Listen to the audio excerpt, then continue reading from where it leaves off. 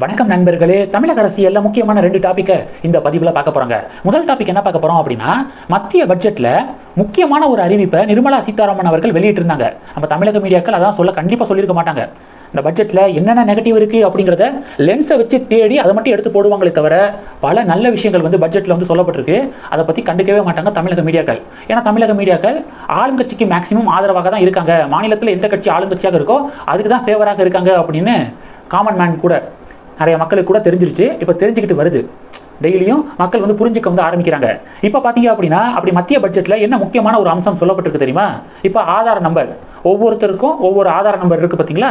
அந்த ஆதார் நம்பரை போட்டு பார்த்தா அந்த ஒவ்வொருத்தங்களும் அவங்களுடைய அந்த டேட்டா எல்லாமே கிடச்சிரும். அதே மாதிரி ஒவ்வொரு நிலத்துக்கும் ஒரு யூனிக் ஐடென்டிஃபிகேஷன் நம்பரை கொண்டு வரணும் அப்படின்னு சொல்லிட்டு மத்திய அரசாங்கம் பிளான் பண்ணியிருக்காங்க. தனிநபருக்கான ஆதார் மாதிரி நிலத்துக்கு ஒரு ஆதார் மாதிரி ஒரு தனி நம்பரை கொண்டு வரணும். யூஎல் பின் அப்படின்னு சொல்லிட்டு பேர் வச்சிருக்காங்க. Unique land parcel identification number system அப்படின்னு சொல்லிட்டு அதுக்கு பேர் வச்சிருக்காங்க. நிலத்துடைய சொந்தக்காரர் யாரு, நில அளவு என்ன, யார்கிட்ட இருந்து அந்த நிலம் வாங்கப்பட்டுச்சு, அந்த நிலத்துடைய மதிப்பு என்ன அப்படின்னு சொல்லிட்டு ஒரு லேண்டுக்கு ஒரு நம்பரை உருவாக்கி அந்த நம்பருக்குள்ள இது எல்லாத்தையும் ஸ்டோர் பண்ணி வச்சுக்கிறது. இதுதான் யூஎல் பின் ரிஜிஸ்டர் நம்பர் அப்படின்னு சொல்லிட்டு பேர் வைக்கப்பட்டிருக்கு. அடுத்த 3 வருஷத்தில் 400 மாவட்டங்களில் இதை இம்ப்ளிமெண்ட் பண்ண போகிறோம் அப்படின்னு சொல்லப்பட்டிருக்கு. இதனால் என்ன யூஸ் தெரியுமா? இந்த நிலம் ஆக்கிரமிப்பு செய்யப்படுது பார்த்தீங்களா? இப்போ ஒரு காலி இடம் இருக்கும். அந்த காலி இடத்த டக்குன்னு பார்த்தீங்கன்னா சில பேர் என்ன பண்ணுவாங்கன்னா, வேலி போட்டு எங்களுக்கு சொந்தம் அப்படின்னு சொல்லிட்டு ஆக்கிரமிப்பு பண்ண பார்ப்பானுங்களே, அவங்க எல்லாத்துக்கும் இது ஒரு பெரிய சிக்கலை ஏற்படுத்தும். ஒவ்வொரு நிலத்துக்கான ஆதார் நம்பரை மத்திய அரசாங்கம் ஸ்டோர் பண்ணி வச்சுக்கிட்டாங்க அப்படின்னா, அந்த நிலத்துடைய சொந்தக்காரர், ஒரிஜினல் சொந்தக்காரர் யார், யார்கிட்ட இருந்து வாங்கினாரு, எல்லாமே எல்லா டேட்டாவும் அந்த நம்பருக்கு உள்ள போயிடும். அதனால நில ஆக்கிரமிப்பு தடுக்கப்படும் அப்படிங்கிறது ஒரு ஃபென்டாஸ்டிக்கான ஒரு மூவ். மத்திய அரசாங்கம் இந்த பட்ஜெட்ல இதை அறிவிச்சிருக்காங்க. எந்த மீடியாவும் வாயவே திறக்கல. இது முதல் டாபிக். ரெண்டாவது டாபிக் என்ன பார்க்க போறோம் அப்படின்னா, இப்போ சிந்துஜா ராமச்சந்திரன் அப்படின்னு திமுகவுடைய ஐடி விங்கை சேர்ந்தவங்க, அவங்க கோவை மக்களுக்கு அல்வாவா அப்படின்னு சொல்லிட்டு ஒரு வீடியோவை வெளியிட்டிருக்காங்க. என்ன அந்த வீடியோவுடைய தீம் என்ன தெரியுமா சொல்லியிருக்காங்க? அண்ணாமலைக்கு 3 லட்சம் பேர் கோயம்புத்தூரில் ஓட்டு போட்டிருக்காங்க, 100 வாக்குறுதிகளை நிறைவேற்றுவேன் அப்படின்னு சொன்னார்ல. எங்கள் பட்ஜெட்டில் அண்ணாமலை சொன்ன எந்த ஒரு வாக்குறுதி இடம்பெறலையே அப்படின்னு சொல்லிட்டு கேள்வி எழுப்பியிருக்காரு. கோயம்புத்தூர் பாராளுமன்ற தொகுதியை பொறுத்த வரைக்கும் அவங்க 3 லட்சம் ஓட்டு அண்ணாமலைக்கு விழுந்திருக்குன்னு சொல்கிறாங்க. ஆனால் அப்படி இல்லை, 3 லட்சம் கிடையாது, 4.5 லட்சம் வாக்குகள் அண்ணாமலை அவர்களுக்கு விழுந்திருக்கு அப்படிங்கிறத நம்ம பார்க்குறோம். அண்ணாமலை அவர்கள் எலெக்ஷனில் ஜெயிக்க வச்சிங்கன்னா தேர்தல் வாக்குறுதிகளை நிறைவேற்றுறேன், அதாவது 100 தேர்தல் வாக்குறுதிகளை 500 நாட்களுக்குள்ள நிறைவேற்றுறேன் அப்படின்னு குறிப்பிட்டிருந்தாரு. ஆனால் அண்ணாமலை அவர்கள் வெற்றி பெறலை. வெற்றி பெறாத ஒருத்தருடைய தேர்தல் வாக்குறுதியை நிறைவேற்றுறதுக்கு மத்திய அரசாங்கம் என்ன பண்ணியிருக்கு அப்படின்னு சொல்லிட்டு இந்த திமுகவுடைய ஐடி விங்கை சேர்ந்தவர் கேள்வி எழுப்பியிருக்காரு.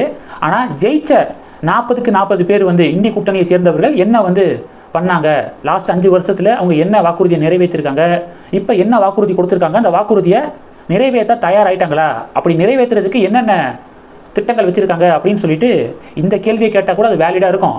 தோத்தவர் தேர்தல் வாக்குறுதியை நிறைவேற்றணும் அப்படின்னு சொல்லிட்டு எப்படி நீங்கள் எதிர்பார்க்குறீங்க அப்படின்னு சொல்லிட்டு பாஜக அடுக்கடுக்காக கேள்வி கேட்குறாங்க.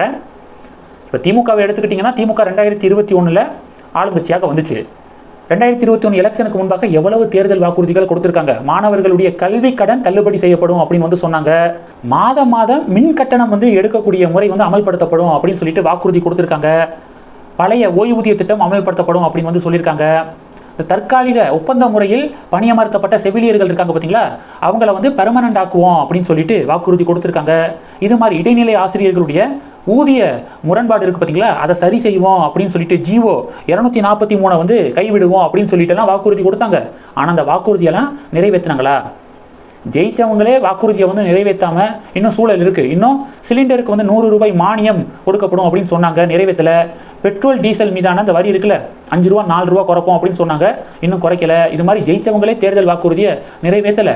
அதை விட்டுட்டு தோல்வி அடைந்தவர்கிட்ட தேர்தல் வாக்குறுதியை ஏன் அண்ணன் நிறைவேற்றலை, தேர்தல் வாக்குறுதியை நிறைவேற்றுறதுக்கு மத்திய அரசாங்கம் ஏன் இந்த பட்ஜெட்டில் எந்த அறிவிப்பும் வெளியிடலை அப்படின்னு கேள்வி எழுப்புறீங்களே, இது எப்படி கரெக்டாக இருக்கும் அப்படின்னு சொல்லிட்டு இப்போ பாஜகவினர் கேள்வி எழுப்புறாங்க.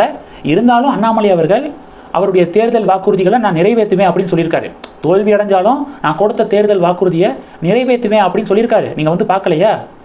சில நாட்களுக்கு முன்பாக அண்ணாமலை அதை அறிவிச்சிருக்காரு. நீங்கள் வேணால் செக் பண்ணி பார்த்துக்கோங்க அப்படின்னு பாஜக வந்து சொல்கிறாங்க. இப்போ இந்த டாப்பிக்கை நம்ம பார்க்குறோங்க. இந்த 2 டாபிக்ஸை பற்றி உங்களுடைய பார்வைகளை மறக்காமல் கமெண்ட் பண்ணுங்கள். இந்த வீடியோ பிடிச்சிருந்துச்சுன்னா லைக் பண்ணுங்கள், ஷேர் பண்ணுங்கள், மறக்காமல் நம்ம சேனலை சப்ஸ்கிரைப் பண்ணுங்கள். மேலும் நம்ம சேனலுக்கு சப்போர்ட் பண்ணணும் அப்படின்னு ஆசைப்பட்டீங்கன்னா நான் பேசக்கூடிய வீடியோக்கு கீழே நன்றி அப்படிங்கிற ஆப்ஷன் இருக்குது. அதை கிளிக் பண்ணி உங்களால் முடிந்த தொகையை சேனல் வளர்ச்சிக்காக கொடுத்து உதவி செய்யலாம். இல்லை ஜாயின் பட்டனை கிளிக் பண்ணி நம்ம சேனலுக்கு மெம்பராக வந்து ஆகலாம். நன்றி. ஜெய் ஹிந்த்.